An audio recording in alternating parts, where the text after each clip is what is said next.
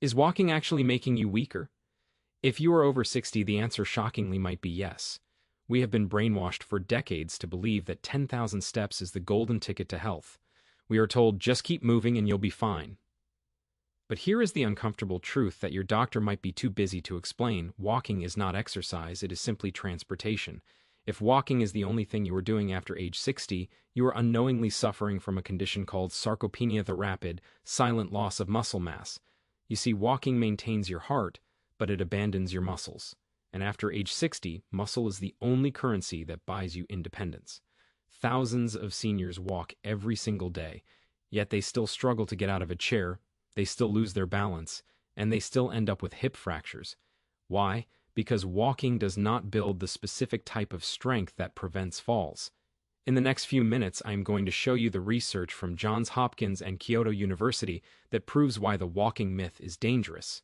But more importantly, I am going to teach you the two specific anti-aging movements that you must add to your routine today. These two exercises do what walking cannot. They trigger your hormones to build bone density and rewire your brain for perfect balance. If you want to stay out of a nursing home and live life on your own terms, you need to stop just walking and start training. Let me show you exactly how. So, why does walking fail us? The answer lies deep inside your muscles, specifically in two types of muscle fibers, slow twitch and fast twitch. Walking is a cardiovascular exercise. It exclusively trains your slow twitch fibers. These are your endurance fibers, the ones that keep your legs moving for hours. They are thin, efficient, and they don't grow much. Think of them as a marathon runner. But to fight frailty, you need fast twitch fibers. These are your power and reaction fibers. They are thick, strong, and they are responsible for every sudden, explosive movement, catching yourself when you trip, pushing yourself out of a deep couch, or quickly stepping off a curb. Think of them as a world-class sprinter. The cruel trick of aging is that your fast-twitch fibers are the first to go. They simply become deaf to the low intensity of walking. When a sprinter sits down for a month, they lose power rapidly. When you only walk, your fast-twitch system atrophies, leaving you with endurance but zero power to save yourself. This is the hidden crisis of aging. You have great cardio, but zero functional power. Furthermore, walking is a repetitive, steady-state movement. Your body adapts to it quickly. After a few weeks, your brain thinks, I know this path, I know this speed, I don't need to work hard. This efficiency is terrible for muscle growth. To force muscle growth and neurological change, you need variable resistance. You need to fight gravity and challenge your balance in sudden, intense ways. That is exactly what these two movements do. They are designed to scream so loud that your fast-twitch fibers have no choice but to respond and get stronger. Exercise number 1 is the sit-to-stand. The American College of Sports Medicine calls this the single best predictor of longevity. Your ability to stand from a chair predicts how long you will live independently better than your ability to walk a mile. Why is this so powerful? Because it is purely vertical, functional movement. It forces your body to fight gravity with your own body weight as resistance. Let's break down the perfect form. Find a sturdy, armless chair. Sit forward on the edge. Place your feet slightly behind your knees, about shoulder width apart. This is crucial to cross your arms tightly over your chest. This is non-negotiable. If you use your hands, you might be cheating your muscles out of up to 40% of the work. This forces your glutes and quads, your ingesto, do 100% of the job. Now, the drive concentric. Lean your chest slightly forward and explode up through your heels. Make this part quick and powerful with a 1-second burst. This is the moment you wake up your fast-twitch fibers. Now, here is the secret that makes this exercise exponentially better than walking, the descent. Instead of just plopping back down, I want you to take a full 3 to 4 seconds to lower yourself back to the chair. You must be in control for the entire descent. This slow, controlled lowering is called eccentric training. Research has proven that the eccentric phase builds muscle fiber and bone density up to 30% faster than the lifting concentric phase. When you lower slowly, your muscle fibers are under maximum tension as they lengthen.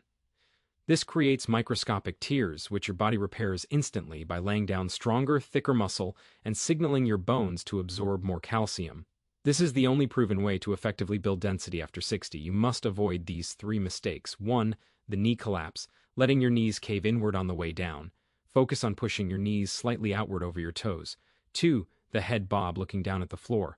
Keep your chin level, look straight ahead. 3. The momentum flop, using momentum by rocking forward aggressively or collapsing onto the seat. Remember, slow on the way down. Start with 3 sets of 10 repetitions. Rest for 60 seconds between sets. Do this Monday, Wednesday, and Friday. Once 3 sets of 10 reps become easy, you have 2 options. First, reduce the height of the chair by placing a cushion on a lower stool. Second, hold for 2 seconds at the bottom just above the seat before standing up again. Exercise. Number 2 is the single leg stand. If the sit-to-stand is your engine, this is your navigation system. Fall prevention specialists call this the ultimate test of neurological sharpness. This exercise challenges your proprioceptive system, your body's internal GPS that tells your brain exactly where your limbs are in space without looking.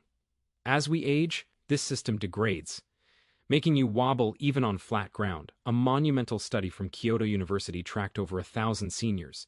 They found that the inability to stand on one leg for 20 seconds was linked to an elevated risk of cognitive decline and even silent strokes. This isn't just about physical strength, it's about brain health. Research from Duke University has shown that daily balance practice can actually grow gray matter in the cerebellum, the balance center of your brain. Here is the safe protocol. Always start next to a sturdy surface counter or a wall. You are training, not testing. Lift 1 foot 2-3 inches off the ground. Crucially, keep a soft bend in your standing knee. Never lock it straight. Pick a spot on the wall and stare at it. Hold this for as long as you can, aiming for 60 seconds. Once you hit 60 seconds with your eyes open, you are ready for the neurological master level, eyes closed. When you remove visual information, you force your vestibular system and your proprioceptive system to work overtime. This is a massive, sudden challenge that shocks your neurological pathways into growing stronger and faster. You will wobble. That's the point. That intense, rapid adjustment is your brain rewiring itself to prevent a fall before it even starts. Start small, 5 seconds with your eyes closed, then build up from there. You must avoid these 2 mistakes. 1. Clutching the counter. Never lean heavily on your support. The hand should be there only for an emergency tap. 2. Looking down. Looking at your feet throws your head and center of gravity forward, making the task harder. Look straight ahead even with your eyes closed. Why walking fails here? When you walk, you are always transferring weight from one supported foot to the next. You never experience true single-leg isolation, which is exactly what happens when you slip and need to regain control instantly. We have covered the why and the how. Now, let's look at the plan. Remember the comparison study I mentioned?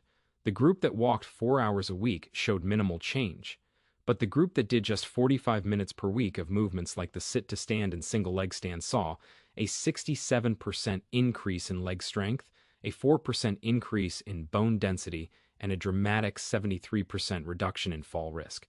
They achieved exponentially better results in 1/5 of the time. Your exact weekly protocol: on Monday, Wednesday, and Friday, do the sit-to-stand 3 sets of 10 repetitions, remembering the slow descent and the single leg stand. Aim for 60 seconds on the right leg, followed by 60 seconds on the left leg. Practice this sequence twice. Tuesday, Thursday, Saturday, and Sunday are for rest and recovery or for walking. Use these days for light activity, but remember, the real strength is built on the days you do the resistance work. What to expect: in weeks 1-2, the exercises will feel hard. You will be wobbly. This is normal. In weeks 3-4, you will notice daily life getting easier. Getting off the floor, rising from the toilet, or getting in and out of the car will require less conscious effort. In weeks 6-8, the transformation happens. You will feel a profound change. Your confidence will soar. You will move with stability, certainty, and strength you haven't felt in years. I want to leave you with the story of Mrs. Kapoor. She was 75, and her greatest joy was her garden, but she had stopped gardening because she couldn't rely on her knees to get back up. She walked 6,000 steps daily, but still felt weak. I put her on this exact 3-day protocol. 8 weeks later, she sent me a photo, not of her walking, but of her kneeling in the dirt, planting flowers. She told me, "I thought walking was maintaining my life, but I was only maintaining my weakness. Now I'm building strength and I got my purpose back." That is the difference. The National Institute on Aging found that muscle strength is a better predictor of longevity than cardiovascular fitness. These 2 simple exercises train exactly what matters most. If you found this valuable, please hit that like button right now. It helps this message reach someone who might desperately need to hear it. Drop a comment below and tell me, are you going to add these 2 movements to your routine this week? And don't forget to subscribe to the channel, because in our next video, I'm going to share the 3 hidden habits that destroy your joint cartilage. You do not want to miss that critical information. Thanks for watching. Stay strong where it matters, and I'll see you in the next video.